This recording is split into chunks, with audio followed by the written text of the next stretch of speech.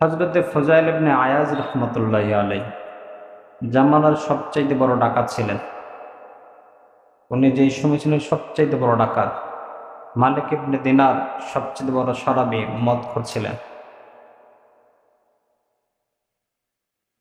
মালিক ইবনে দিনার রহমতুল্লাহ আলাইহি প্রতিদিন মদ ছাড়া উঠতে বসতে 24 ঘন্টা মদের উপর থাকতেন। উঠতে বসতে মদ, মদের বিকল্প কোনো রাস্তায় তার কাছে ছিল না। আল্লাহ তাআলা এক কথার উপরে বাচ্চার উসিলে তাকে হেদায়েত দান করেছেন, সুবহানাল্লাহ। এমন ভাবে তওবা করছেন, আল্লাহ তাআলা কবুল করছেন, কিয়ামত পর্যন্ত ইতিহাসের পাতায় মুত্তাকিদের নামের লিস্টিতে এর নাম মালিক ইবনে দিনারের নাম স্মরণ হয়ে থাকবে, সুবহানাল্লাহ।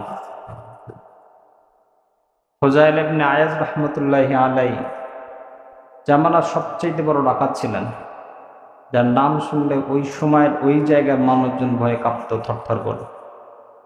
যেমন উঁচু লম্বা ছিল, চোখ ছিল বড় বড়। এই ফুজাইল ইবনে আয়াজ রাহমাতুল্লাহি আলাইহি মাত্র একজন কারি সাহেবের একটা তেলাওয়াত, একটা আয়াতের কেন আল্লাহ তাআলা হেদায়েত দান করেছেন, সুবহানাল্লাহ। ফুজাইল ইবনে আয়াজের ঘটনা বর্ণনা করেছেন সংক্ষেপে বলে। ফুজাইল ইবনে আয়াজ রাহমাতুল্লাহি আলাইহি ডাকাত দলের সর্দার ছিলেন। এই ফুজাইল ইবনে আয়াজ রাহমাতুল্লাহি আলাইহি ওনার এলাকায় দিয়ে মানুষ যখন যাইতো, যত সফর করতো, সন্ধ্যার আগে সফর করতে হতো। হঠাৎ করে এক আল্লাহর বান্দা, উনি সফর করতে করতে ওই ফুজাইল ইবনে আয়াজ রাহমাতুল্লাহি আলাইহির ওই জায়গাতে এসে তার সন্ধ্যা হয়েছে। চিন্তা ভাবনা করছে, আরে এই জায়গাতে যদি আমি যাই, আমার কাছে যে কয়েকটা দিনার দিরহাম আছে এগুলোতে নিয়ে নেবে, সাথে আমার জানটাও চলে যাবে। আজকে রাত্রিতে পাহাড়ের গুহায় কাটাই দিই, সকালবেলা উঠে চলে যাব। যেই কথা সেই কাজ।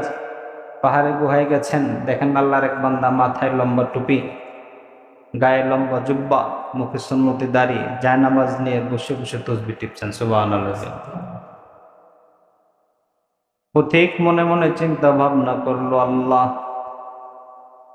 এমন এক জায়গা দিয়ে আমি অতিক্রম করছি যেই জায়গা মানুষের ফুজাইল ইবনে আয়াজের ত্রাসের কথা ছড়াইয়া আছে, যেই জায়গার ভিতরে ফুজাইল ইবনের মতো ডাকাত বসবাস করে, ওই জায়গাতেও তো তোমাকে ডাকার মতো বান্দা যারা তাসবিহ পড়ে নামাজের ভিতরে দাঁড়িয়ে যায়, নামাজে বসে তাসবিহ টিপছে, এমন আল্লাহওয়ালাও আছে। আল্লাহর বান্দা চিন্তা ভাবনা করলেন, সন্ধ্যা তো হয়েছে, একা একা রাত্রি যাপন করা কষ্ট হলো, যাক একজন সঙ্গী তো পাইলাম। আল্লাহ আল্লাহ বুজুর্গ মানুষ চিন্তা ভাবনা করছে, নামাজ শেষ, বলছে, হুজুর, আমার কাছে কিছু দিনার আছে, এই টাকা পয়সা যদি আমার কাছে থাকে, শুনেছি এই জায়গায় ফুজাইল ইবনে আয়াজের লোকজন ডাকাতি করে, ডাকাতি করতে করতে যদি এই এলাকাতেও আসে, এখানেও আসে, তাহলে আপনি যে হুজুর মানুষ, আপনাকে ধরবে না, কিছু বলবে না, কিন্তু আমাকে ধরবে। আমার টাকা পয়সাগুলো আমার কাছে আমানত রাখেন, সকালে এসে নিয়ে যাবে। আল্লাহর বান্দা বলছে, ঠিক আছে, রেখে দাও। যায় না, আমার উচ্চা করে ধরছিল, ওখানে রেখে দিয়েছে।